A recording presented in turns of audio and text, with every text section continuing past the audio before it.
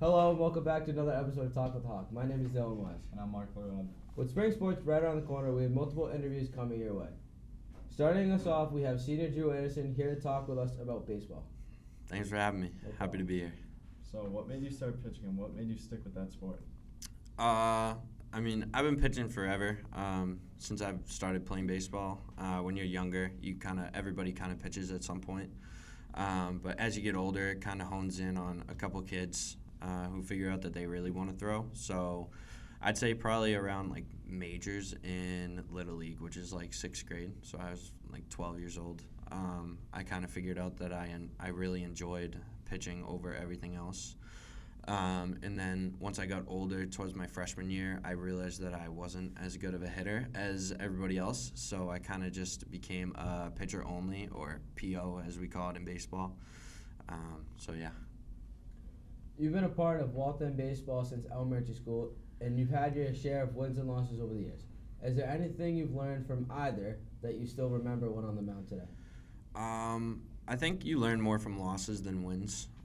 I can remember back to two particular games my sophomore year, where there was one where I gave up 2 home runs in the first 3 innings of the game, which as a pitcher you're not expecting to do that usually, especially in high school. There aren't many home runs. So one was an absolute bomb, and it kind of humbled me as a pitcher for sure, because before that I had really come into every game just kind of thinking that I could dominate everybody with any pitch at any given time, and that kind of humbled me to realize that I can't do that, and I really need to compete more. And I think also finding that reset button after something doesn't go well, like giving up 2 home runs, just finding that reset button and finding a way to succeed the rest of the way, because you can't change what happened in the past. You can only change the future. So Your senior season is about to start. What is one goal you have here at Waltham High for your last season of baseball? For me personally, I think just having a consistent season similar to last year. I had a pretty good year last year for the most part. So finding that consistency again and getting into that routine of being successful would be great for me. For the team, I think, and you could ask anybody on our team, our goal is to make a deep run in the tournament this year. We have a lot of seniors, 10-plus seniors this year, so almost every position on the field will be played by a senior at all times. So we have a lot of experience in the last couple of years. We made the tournament the last 2 years. We haven't made too deep of a run yet. So I think getting past that first or second round will allow us to find that confidence that we need to keep going. And obviously we want to have a winning record this year. We have a tougher schedule than usual. Coach Peterson wanted us to be ready to go for this season and be ready to make a deep run. So that would be huge for us. You've also had your fair share of coaches and teammates. From your own personal experience, what do you think are the most important qualities in who makes up a team?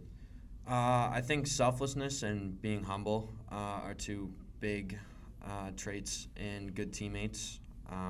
My coaches, through every coach that I've had over however long I've been playing, have always been super honed in on being good teammates and not being that like cocky kid who thinks he's the best, just going around flaunting. It's more like reserved. Like, it's better when you act like you've done this before, right? Like, yeah. The best intimidation factor to another team is you aren't acting like you haven't, like this is new, like this is every day you do this consistently. So I think definitely being humble and selfless are 2 major important traits in teammates. Once your senior year is over, you'll be continuing baseball at Babson College. Congratulations. Thank you. What did you do and who helped you get to this point? The recruitment process is really long. I started sophomore year with a couple schools, kind of died down a little bit, but it really ramps up junior year if you're not going D1, which I'm going D3. So it's a lot of preseason or prospect camps, lots of emails and texts and phone calls to coaches, figuring out when they can come out to see me, when I can go to their games, see what their games are like, when I can go like tour a facility with them, meet them in person. For Babson, my coach got me in contact with them later into last season, around like late May.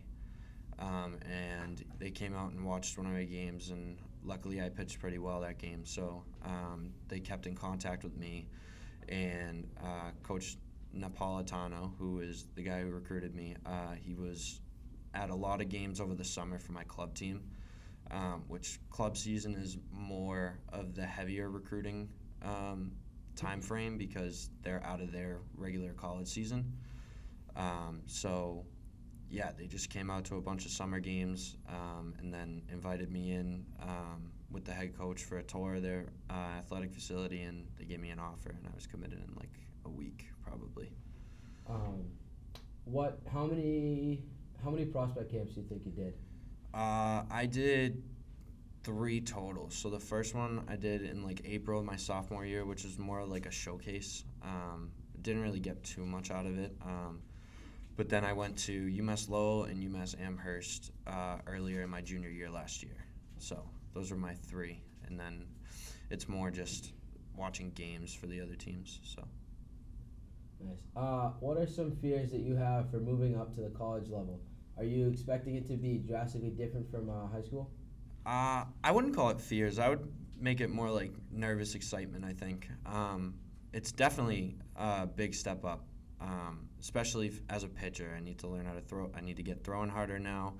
I think just finding the comfortability within college itself, like the college life and the type of family that the team is, and the bonds that they have together, and creating new bonds with the incoming freshmen and the upperclassmen there already. Finally, what advice would you have to any young athlete who wants to play their sport in college? You have to be committed to it. It's a lot of work, and a lot of dedication is required to get to your goal. But it's worth it in the end. Like, it's a great feeling to know months ahead of the end of your senior year that you're going somewhere to play a sport. Like, I've known that I've been going to school at Babson since August. So, like, my whole senior year I've known, all right, I have a college that I'm going to for sure now. So it's kind of a stress-free year for me.